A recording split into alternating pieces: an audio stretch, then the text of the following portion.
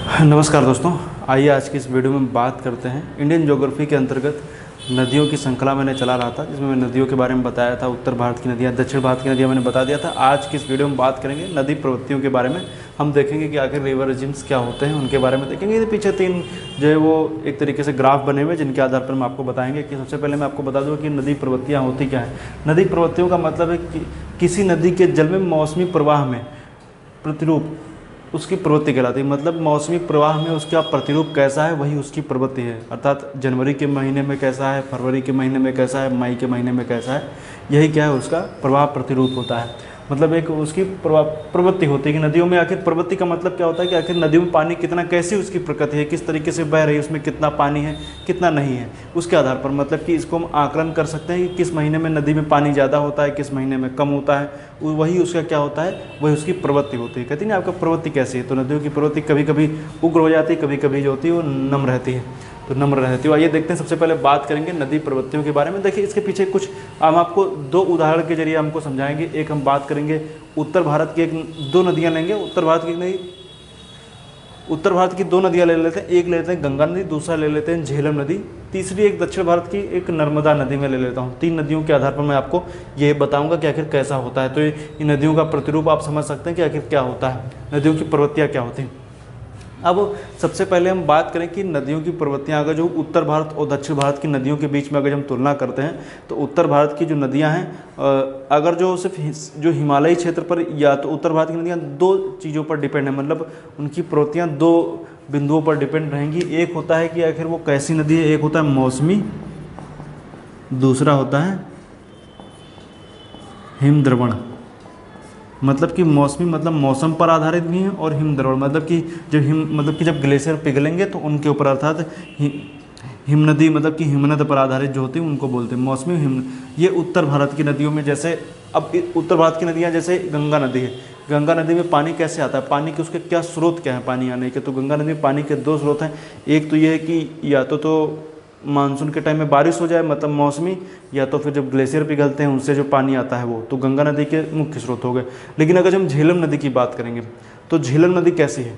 झेलम नदी की प्रवृत्ति ऐसी है कि वो पूरा एक तरीके से मतलब कि बर्फ़ के पिघलने पर आधारित, मतलब जो ग्लेशियर जब पिघलेंगे उसी के पानी पर आधारित होती है। मतलब कि वो मौसम से उसका कोई लेना देना नहीं। वो नदी कैसी, किस पर, पूरी लगभग जो है वो हिमद्रवण पर आधारित होती है, जैसे झेलम नदी हिमद्रवण पर आधारित होती है। और आते हैं जब दक्षिण भारत में आते हैं नर्मदा नदी। नर्मदा नदी जहाँ से निकलती है अमरकंटक, वहाँ पर कोई ग्लेशियर वगैरह तो है नहीं, पूरी तरीके से मानसून पर आधारित है। मतलब जब मौसमी है, मतलब कि जब बारिश होगी तो ऐसा होगा। ये दक्षिण भारत की नदियों की प्रवृत्ति भी ऐसी ही है कि जब बारिश होगी तभी उनमें पानी होगा। तो मैंने एक नदी ली है, ये जो है वो नर्मदा नदी। तो आइए एक एक नदी को समझते हैं। तो इसके आधार पर आप समझ जाएंगे कि उत्तर भारत की 3 नदियाँ ली मैंने, इसी के आधार पर आप सबके लगभग डायग्राम आप बना सकते हैं। तो आइए देखते हैं नर्मदा नदी। अब ये जो डायग्राम है इस तरफ दिखा रहा है पानी की मात्रा के बारे में। देखिए मैं अभी आपको आंकड़े नहीं बता रहा हूँ कि कितने हज़ार क्यूसेक में पानी है या कितना पानी है, मैं उसके बारे में, मैं सिर्फ आपको समझाने के पर्पज़ से बता रहा हूँ कि आखिर नदियों की प्रवृत्ति क्या होती है। और जो ये लाइन दिखा रही है, ये नदी में पानी की मात्रा को दिखा रही है। ये क्या है, पानी की मात्रा। और ये जो है ये क्या दिखा रहे हैं, ये दिखा रहे हैं महीना।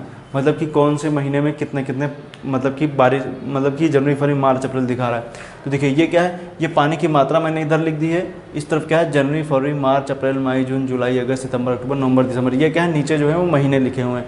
अब किस महीने में कितना पानी रहता है उसके बारे में देखिए। जनवरी में देखिए नर्मदा नदी पर जनवरी में बिल्कुल नॉर्मल रहती है, फरवरी में भी कम पानी रहता है, मार्च अप्रैल मई जून जुलाई। लेकिन जैसे ही ये मई के बाद देखेंगे तो हल्का सा जब कर्व जो है ऊपर की तरफ आएगा, जून के आसपास जो है हल्का सा इसमें कर्व आता है ऊपर की तरफ, क्योंकि लगभग मानसून जून के आसपास आ जाता है, थोड़ी बहुत बारिश वगैरह प्री मानसून की भी हो जाती है उसके बाद। अब इसका जैसे जुलाई के बाद हम देखेंगे तो इसमें काफ़ी तेज़ी से ऊपर बिल्कुल सीधे से क्या हो रहा है कि यहाँ पर एक ऊपर की तरफ आ रहा है। तो ये क्या हो रहा है, ये अगस्त सितंबर और लगभग सितंबर के आसपास से ये कर्व जो होता है, क्योंकि जान रहे हैं कि जुलाई अगस्त सितंबर तक मानसून रहता है, उसके बाद मानसून चला जाता है। तो अब ऐसा तो नहीं कि मानसून चला गया तो नदी का पानी एकदम से सूख जाएगा, तो कुछ दिन तो बहेगा ही।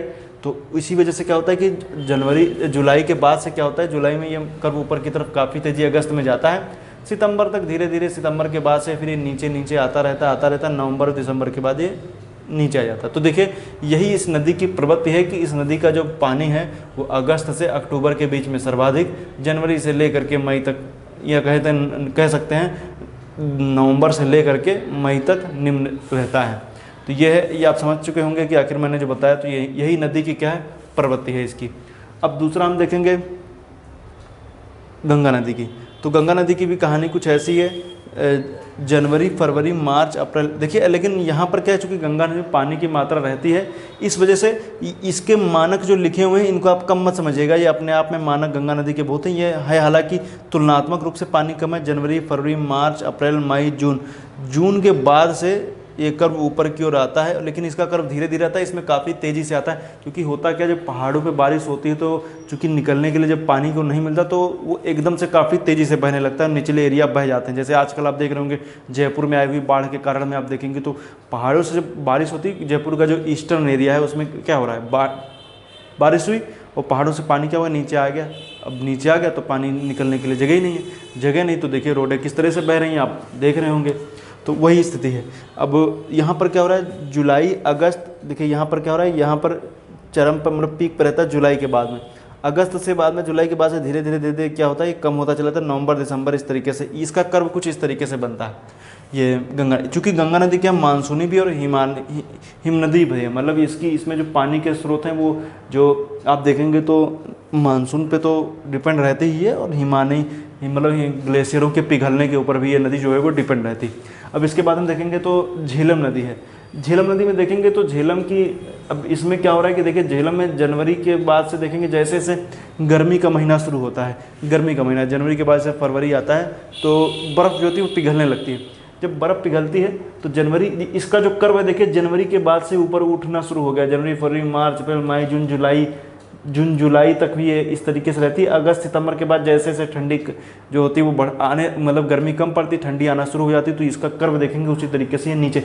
जहाँ तक बाकी नदियों का कर्व जो है वो यह जुलाई से बढ़ता है मानसूनी वालों का, और यहाँ पर क्या हो रहा है, इनका जो होता है वो फरवरी से ही बढ़ना शुरू हो जाता है। और इधर अगस्त, सितंबर, अक्टूबर, नवंबर के बाद में इन नदियों में पानी कम हो जाता है, क्योंकि जो ग्लेशियर होते हैं पिघलने की उनकी रफ्तार जो होती है काफ़ी धीमे हो जाती है, क्योंकि ठंडी का महीना आ चुका होता है।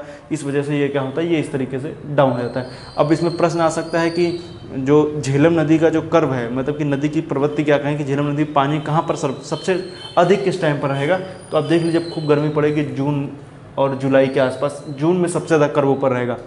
अब सबसे ज़्यादा, लेकिन जो सबसे कम नदी का कर्व कब रहेगा, दिसंबर के आसपास रहेगा।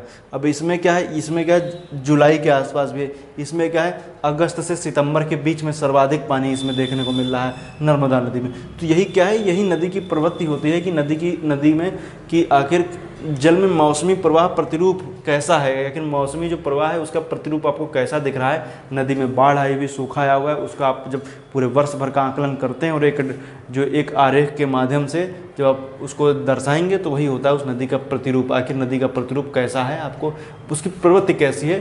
प्रतिरूप तो मैंने बताया ना कि मतलब कि पानी ज़्यादा है या कम है, उसके बाद में जो उसकी प्रवृत्ति भज होती है वही उसकी प्रवृत्ति होती है। तो याद रखिएगा, ये मैंने 3 डायग्राम के माध्यम से मैंने बताया है, आप इसको अच्छे से समझ सकते हैं कि आखिर कैसे है। अब इसमें भी आप समझिए, इस डायग्राम को भी देखिए, इसको भी देखिए। अब इसी के आधार पर आप यमुना का भी बना सकते हैं, इसी के आधार पर आप गोदावरी का भी बना सकते हैं, इसी के आधार पर आप चंबल का बना सकते हैं, इसी आधार पर आप ताप्ती का बना सकते हैं, इसी आधार पर आप कावेरी का बना सकते हैं, इसी के आधार पर आप किसी कृष्णा नदी का भी बना सकते हैं। कब पानी ज़्यादा होगा, कब कम होगा, कब ज़्यादा होगा, कब कम होगा। अब चूँकि बिल्कुल एग्जैक्ट आंकड़ा तो मैं क्यूसेक में नहीं बता रहा हूँ, लेकिन यह है कि आप इसके आधार पर अंदाज़ा लगा सकते हैं कि नदी में प्रवृत्ति कैसी हो। यही क्या उत्तर भारत की और दक्षिण भारत की नदियों में से एक ये भी कारण है कि दोनों की प्रवृत्तियों में अंतर पाया जाता है। जहाँ उत्तर भारत की नदियाँ मौसम के साथ साथ हिमनदों पर आश्रित रहती हैं, जबकि दक्षिण भारत की नदियाँ जो है मौसमी नदियाँ होती हैं। उनमें नदियों के पानी का जो स्रोत होता है मौसमी अर्थात मानसूनी होता है, लेकिन जो उत्तर भारत की नदियाँ उनका जो है वो मैंने आपको बता दिया। तो दोनों में ये आप याद रखिएगा, प्रवाह प्रतिरूप कैसा है ये इम्पोर्टेंट है, दोनों याद रखिएगा। तो उम्मीद करता हूँ आपको वीडियो अच्छा लगा। वीडियो अच्छा लगा तो अपने मित्रों के साथ शेयर जरूर कीजिए। आज के लिए इतना ही। वीडियो देखने के लिए आपका बहुत बहुत धन्यवाद।